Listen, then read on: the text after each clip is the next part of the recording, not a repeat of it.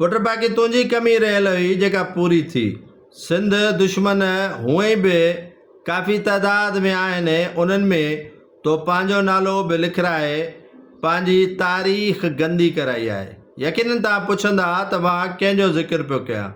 ज़ोरे निज़ामाणी जेको मारूफ़ ऐं मशहूरु अदाकार कैसर निज़ामाणी जो पुटु आहे ऐं फज़ीला काज़ी फज़ीला कैसर निज़ामाणी संदसि वालदा आहे।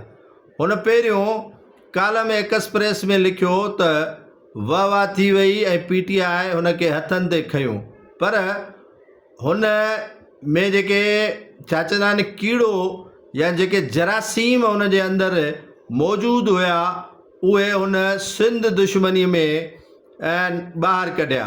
हुन सिंध जे वाधाने ते वार कयो। हुन चयो त सिंध मोहन जे दड़े खां वठी आहे ऐं सिंध सॼी मोहन जो दड़ो बणिजी चुकी आहे त पुट यूरोप में वेही इहे टिट ऐं गिदड़ बबकियूं ॾियण खां बहितर आहे त सिंध अचु, सिंध में वेही करे ॻाल्हाए। हुन कराची खे अलॻि सूबो ठाहिण जो पिणु मुतालबो बि कयो आहे, डिमांड बि कई आहे।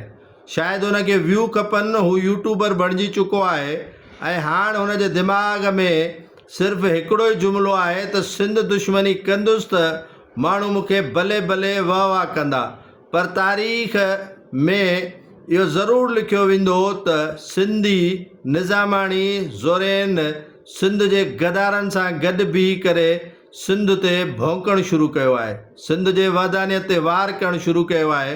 हुन पंहिंजे नाने ॾाॾे जे क़बरुनि खे लॼायो आहे। हुन सिंध सां नमक हरामी कई आहे ऐं सिंध सां जेको नमक हरामी कंदो आहे उहो तारीख़ में लिखियो वेंदो आहे ऐं तारीख़ हुनखे कॾहिं बि माफ़ न आहे कंदी।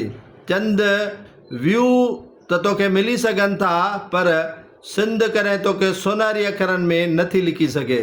त इन जे करे पंहिंजे वालिदैन जी लॼ रख ऐं पंहिंजे इन सिंध ख़िलाफ़ थींदड़ साज़िशुनि जो हिसो बणिजण खां परहेज़ कर। शायदि तूं ग़लति सोबत में अची वियो आहे या ग़लति माण्हुनि में तुंहिंजो उथणु वेहणु आहे, तॾहिं तूं सिंध ते भौंकी पियो।